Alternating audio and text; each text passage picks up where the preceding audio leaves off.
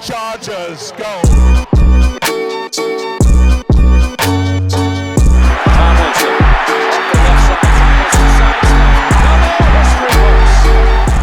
All right, everyone. Welcome to Bolt Talk with Marty and Cristian. I'm your host, Martin Marine. My co-host, Cristian Yanis. Yes, sir. Welcome to the show. Welcome to the show. This is our first one, man. Exciting times, exciting times. Cristian, how are you doing today? I'm doing great, man. You know, a little hiccups in the beginning. You know, I'm not gonna lie, but we're here now. We're here. Yeah, I mean, we had like an hour and a half of technical difficulties probably. That's kind of what happens when you're first starting something off. It is. But with that being said, I think we're both really excited to be here. This has been something that we've kind of joked about for years, just like any podcast has started. We've had a ton of great conversations surrounding the San Diego Chargers, now known as the Los Angeles Chargers. Hey, chill. Don't. We're both tremendous fans of the team.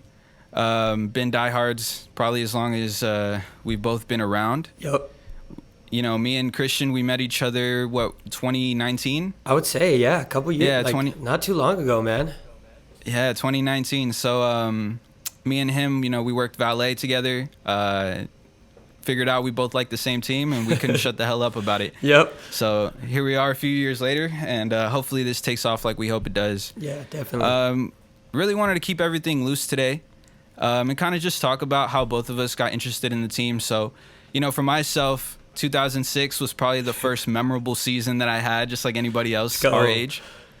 The year that LaDainian Tomlinson broke the single-season rushing touchdown record and all-purpose touchdown record, non-quarterbacks included, with 31 all-purpose and 28 rushing touchdowns. What a beautiful season that was until it wasn't. My God. My earliest memory was probably, I remember we're playing Washington. Not going to say their former name. Random. No, Okay. we're playing Washington, and LT won it in a walk-off overtime. Yep, I think I was like 7 years old or something, maybe a little older. I do remember And, that. you know, I grew up playing tennis. And so I was like in the middle of a tournament, and I really hadn't watched football up until that point. And I remember everybody was just huddled around the TV and just watching this game, like super engaged. I've never seen anything like it. My family wasn't a big football family or anything like that. And LT scoring the walk-off touchdown it was incredible. I mean, it looked like he was jogging towards the end of it. He was just that good. Yep. And ever since then, I was hooked. And yeah, that's why I'm here. Damn. How about yourself, Cristian? No, that was a funny story. That was a funny story. Random team, random game, but Super man, random.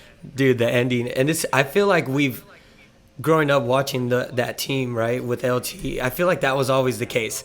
Like you knew once he got the ball, electric was gonna happen. You know, ironically, but no, Yeah. kind of similar to you, man. I mean, we're similar in age, so I would definitely say that 2006 was the same team that I watched growing up, man. That's vivid memories.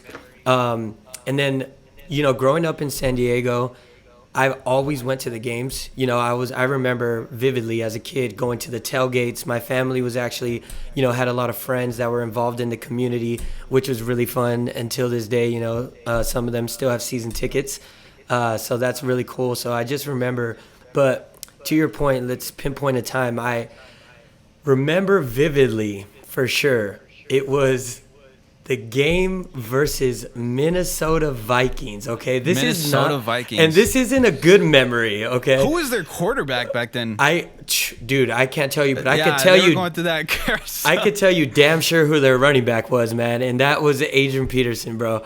Okay. And so I remember vividly, and this is probably not the greatest memory, but just him tearing us up, bro. The 298 Oh yard my game? God, this guy, rookie rushing yard record, and that record has not even been It broken stands yet, to this day, right? Yep. It stands to this day. So it was good. It was a good game because I remember. I think that was the game that Marty took that 100 and whatever from the end zone, right? Yeah, so that was also another record. So it was Yeah. 109 yards, the furthest you could travel on a football field Yep. while scoring a touchdown. Yeah. So we had 298 ran against us. Classic Chargers run Yeah. defense, right? Classic. And then special teams, we had Antonio Cromartie, who was just on a tear. Yep. And he ran that missed field goal attempt Yes. back for a touchdown. So just that's incredible. So that's what I remember too. That being the good end, and then Adrian Peterson running all over us. But obviously a lot of memories with this team, and it's just, I guess we're just in this exciting time. But that's kind of how I became a fan, and been watching them ever since, man. Die hard. I mean, I gotta show this, man. I gotta show this. I gotta. Yeah, I got one too. I know. No, go. Oh shoot. I got the Justin Herbert, just like yourself. It's blurry Yes, because sir. of the whatever. But I got had to show Herbert it. there. I got another Herbert that's like a gold edition. Oh, damn. Man, this is terrible. I'm gonna get in the shot, so it kind of like nope, it's No, not working. I haven't seen Either that way, one. I got a Haven't seen ton of that one. these. That's dope. Well, that sucked. No, but like you said, very exciting time right now. I mean, to be honest with you, I don't really remember a time where watching the Chargers was not exciting. No. And I think for a lot of terrible reasons too, obviously. I mean, you can go down the list. 2006, Marlon McCree. Yeah. Obviously, felt like we were going to win the Super Bowl that year. Tom Brady happened. Yep. And Marlon McCree happened, Nate whatever. Yep. And then obviously the next year we faced Brady again. Phillip Rivers tore his ACL, played through it. But Dog, just by didn't the have way. it. Dog, by Just, the way.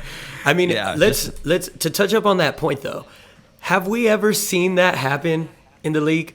Where you tear your ACL the week before and go out and play a really good game? Well, let's not forget that he played great, in a sense where, you know what I mean? Yeah, it's playoff football, so Yeah. I mean, you go back and look at the box score and the numbers don't jump out. But I think watching the game, it felt like we were within striking distance pretty much throughout the game. And I think to go toe-to-toe with the greatest quarterback of all time as it stands today. Yep. And being able to be that close on a torn ACL that you just got repaired the week before is just absolutely it's unheard Iron of. Man. Unheard of. Yeah. Yeah. So, no, definitely. I remember that too. Just watching LT on the bike on the sideline. Gates has a toe injury. Like so much. It's Chargers. So that's injuries, like, special oh teams, my God. being close, not being good enough. Yeah. Off-season darlings. Yep. But hopefully this year we can really start to turn that narrative around. And I feel like we both feel similarly about this iteration of the team. Yeah. Obviously with the turnover from Tom Telesco and Brandon Staley / Anthony Lynn / Mike McCoy / Norv Turner. Can't believe I said half those names. Let's not. I actually like North. Believe it or not, Turner? I actually like North for the first couple years. Yeah, I remember he had a excuse me. He had a strong first 3 years. Yeah. I want to say we made the playoffs like maybe 4. Made the playoffs, AFC title game. Yep. Obviously, if Phil didn't get hurt, maybe we do win that game, beat the Giants. Okay. So yeah, Norv Turner had his high points, but I mean, I would say Mike McCoy after that was 1 year of making the playoffs.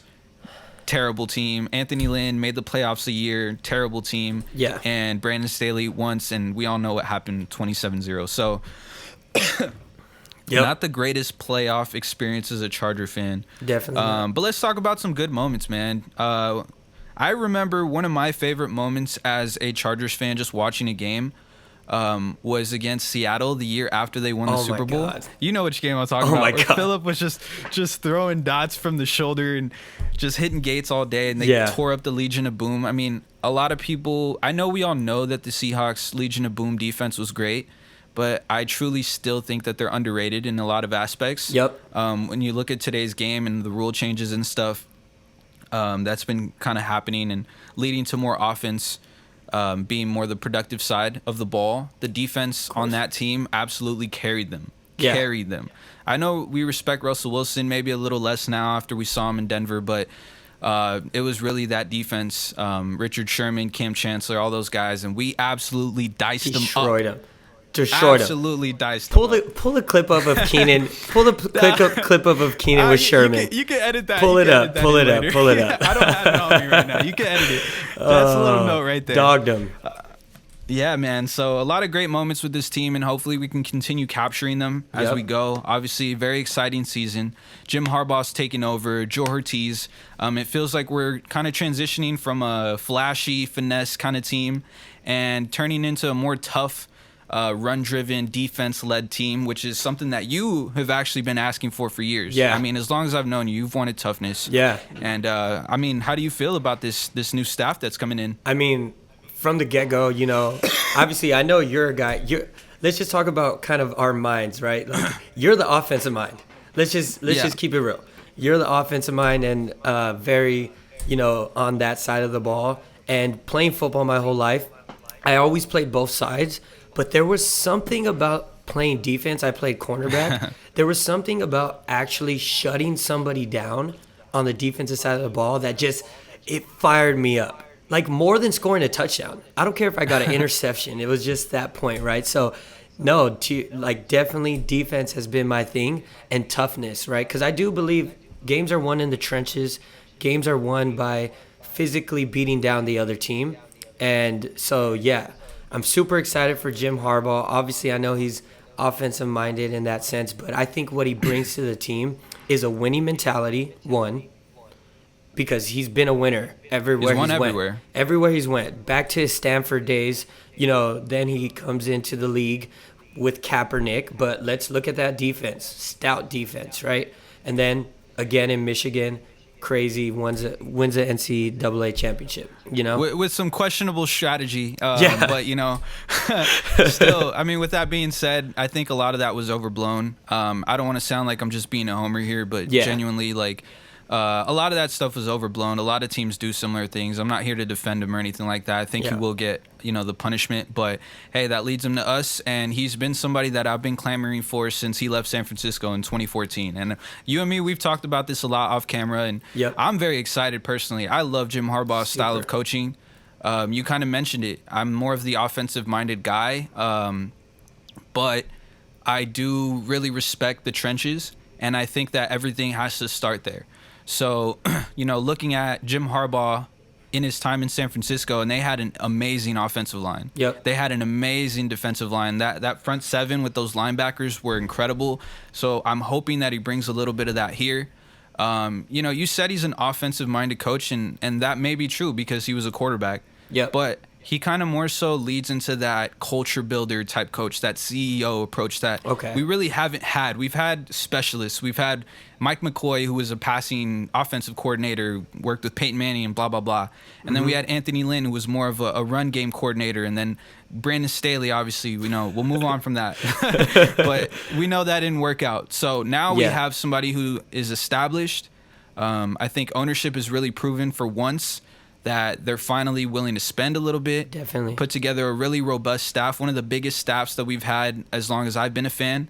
And hopefully that translates to some wins. I know we've always felt like this team was this close. I mean, every time. Last 10, 15 years, this close, right? Maybe even longer. But it really does feel like we're starting to turn a corner. And I know one move like hiring a head coach is not going to automatically make the team great. But with that being said, I do think that everything following the Jim Harbaugh hire has been very, very solid. Obviously, I have some little things that I'm not totally 100% a fan of, namely Greg Roman being named offensive coordinator. Yeah. But I will say this, he's been successful. And as a fan, I'm going to support because he's that's the choice they made.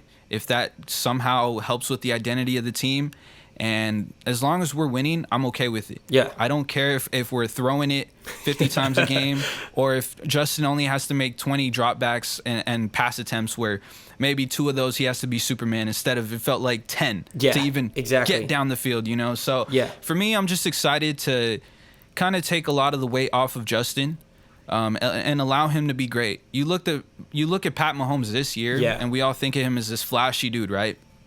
But this year, that team was led by the defense. And you and me had a couple conversations about that. But for me, that defense was absolutely underrated. Yeah. And they carried them a lot throughout the year. They didn't put up a lot on offense.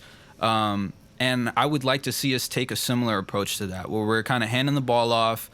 Maybe we're coming up with some easy stuff on offense where it feels like we have easy answers versus constantly working uphill, and that's just how it felt for the last 3 years, you know. So very excited to see what this new staff brings in terms of, you know, mentality, identity, but also, you know, through the draft and free agency, some player acquisition, and hopefully we bring in the right kind of guys that can help, you know, really solidify the team's identity moving forward. No, definitely. But yeah. And kind of to your point, man, like it sucks for quarterbacks nowadays. I feel in this new era, they're expected to just come in and just take your, like Pat Mahomes set that tone, you know, and so it sucks that these guys aren't getting the opportunities or kind of the time to really develop and have that team built, right? So Justin is a guy, though, that he did come in and kind of elevate the team to a point with all the guys, but just the staff and everything around him wasn't.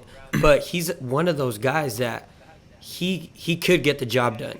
Just like that Pat Mahomes caliber and Chiefs, same thing, right? They were there every single year. They needed some shift to happen. And I feel like this is our shift.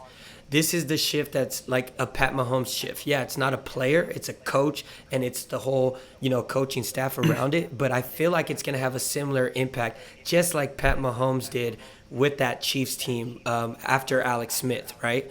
Because they were still good, but it was that one X factor that really got him over the top. And so I do feel like this is going to be that this year.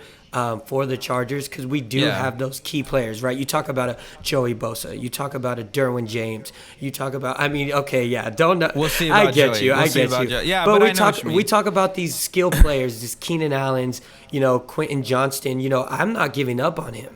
If we're gonna be real, let's look at Mike Williams when he first came in. Yeah. You know, if we gave up on him, I mean, Mike isn't the top 10 receiver, but he's a guy that's going to go get the ball and still give you some plays. He's a B plus. He's a B plus. Yeah. So we talk about all these players still on our team, but then you talk about that one, and that's Justin Herbert.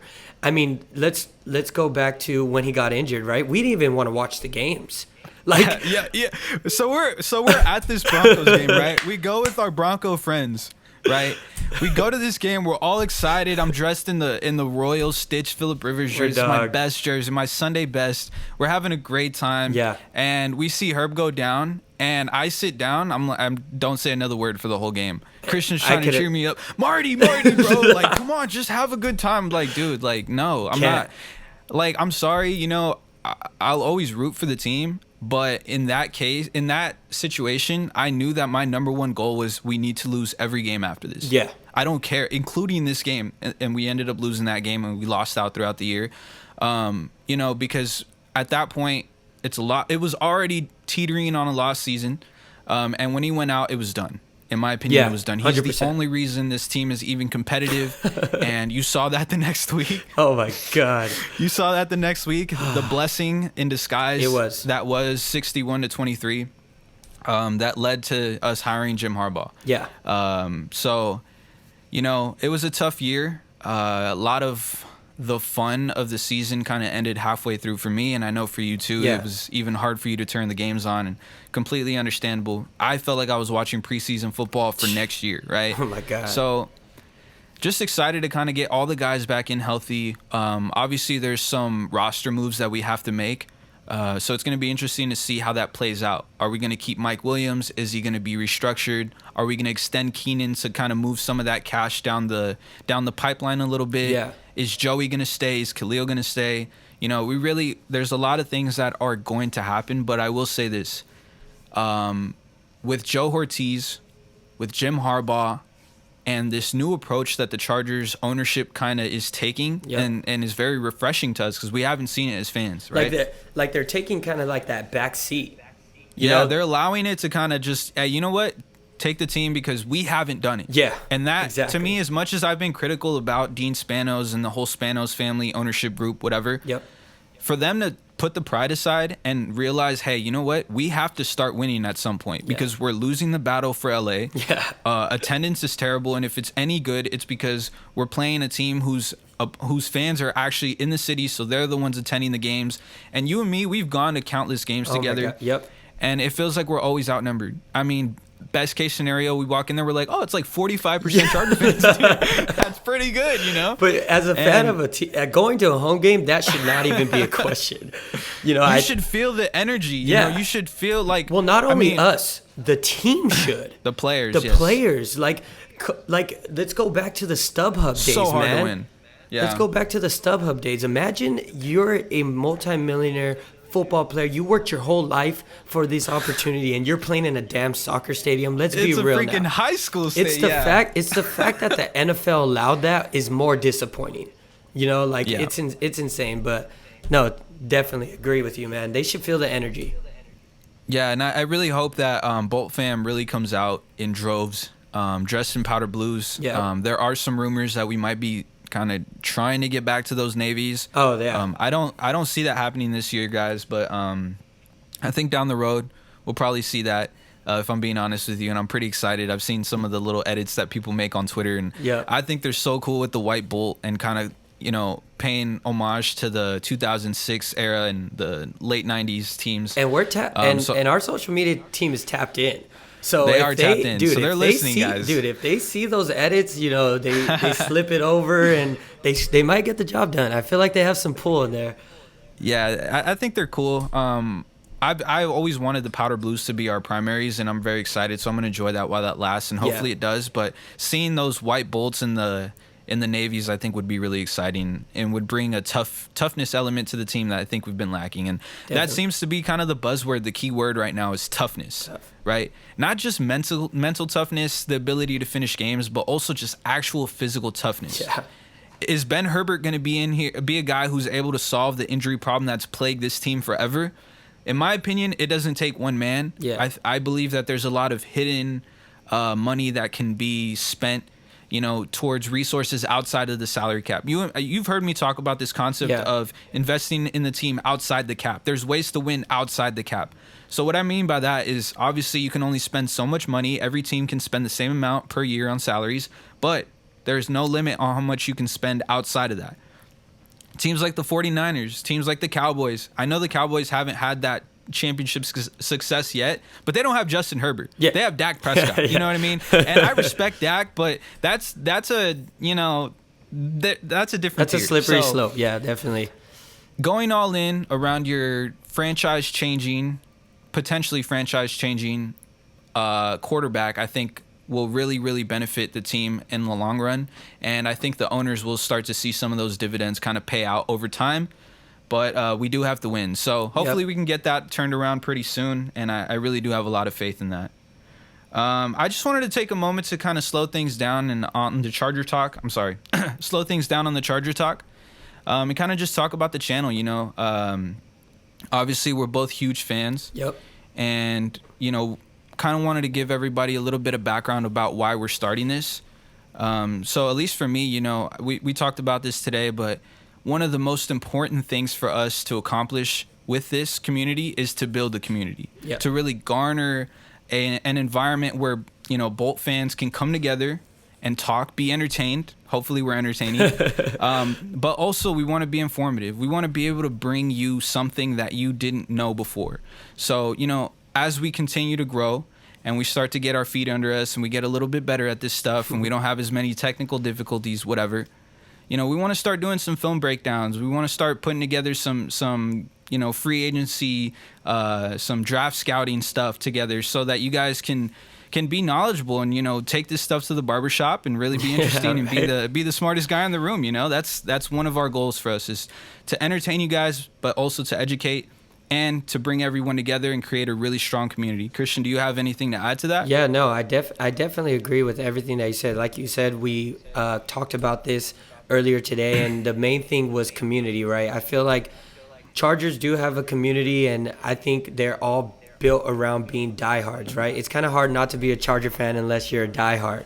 So I definitely think that's what we're trying to cater to, those kind of people in not only our team but also around the league. You know, we're gonna obviously stay Charger focused, but I believe just in the NFL in general, keeping in tune with everything that's going on around the league, because that's gonna affect the Chargers as well, right? So I think it kind of just goes all in all and coincides with everything. But No, I believe that everything that we're going to do is going to be good. And I just think, like you said, hopefully we're entertaining enough. But building that community is definitely what I'm most excited about. And, hopefully we get to meet some of you guys later down the line and, see you guys at games and do little things outside of the pod that's going to bring everybody else together. So, yeah, super excited, man. Yeah, man. I mean, we both have really, really high expectations. You and me, we have very similar mindsets, so it's a natural partnership that we've always had, literally since day one. I mean, day one. Even when we get out there, Turkey Bowl, like I'm flinging the ball, and Christian, I trust Christian's going to be where I expect him to be because we just both we see the game very similarly. We obviously bring our own unique voice to it, but very aligned in a lot of the things that we believe about the team and football in general. So just really excited to bring everyone together. But one of the big goals that we have right now is trying to get the YouTube channel to 50 subs, right? Yeah, so we really need to get there, and not just for vanity's sake, not just to say we have 50 subs, but just so that we can start live streaming. That's something that we really want to push on this channel. We want to get together and kind of just have this be a free-flowing conversation where we can hear from you guys in real time, and you guys can be in our chat giving us a hard time, agreeing with us, disagreeing with us, whatever. But we really want to bring everyone together, and in order for us to garner that kind of community, we really need your guys' support at this point because we're starting from zero. We have 0 subscribers, we have 0 likes, and hopefully we blast through that number as soon as possible. So, that's really something that I wanted to highlight because right now, as we are in our infancy and we're starting to grow, 50 subscribers is crucial for us. And it's very doable. Hopefully you guys support. Very doable. Yeah, it's very doable. So hit that subscribe button. Hopefully we're button, looking back like 50. 50. That's a short goal for sure. So, we really appreciate the support, whatever you guys can do. But definitely excited, man. And we're passionate about this stuff. That's the thing. Love it. Like, I wish you guys would hear some of the conversations we've had in the past. And it could be a walk down to our cars, or it could just be the 2-hour drive to LA or something, but we're definitely always fired up and we don't agree all the time. And I think that's what a partnership is as well. When it comes down to things like this, you don't want two people that are just agreeing with each other the whole time. You want actual debatable kind of conversations, get each other's own breakdown, own thoughts on everything. So I think that's what makes us a good partnership as well, is that we're not always agreeing, right? Yeah, no, 100%. I mean, kind of like you said earlier, I'm offense, you're defense. Yeah. But we both understand both sides of the ball and all 3 phases of the game. So, I really respect the way that you see the game.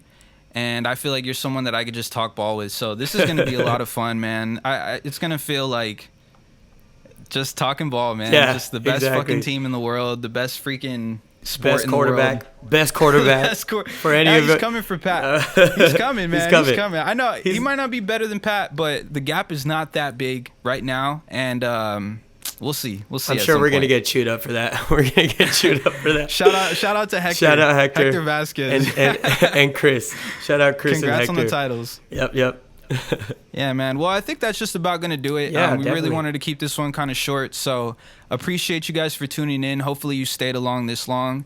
It looks like we went about a little bit over 30 minutes. So we'll see how that translates after Cristian finishes editing. But until next time, guys, this is Bolt Talk, and we hope to see you guys again. My name is Martin. My name is Cristian. Have a great one, guys. Bolt up, baby. Bolt up.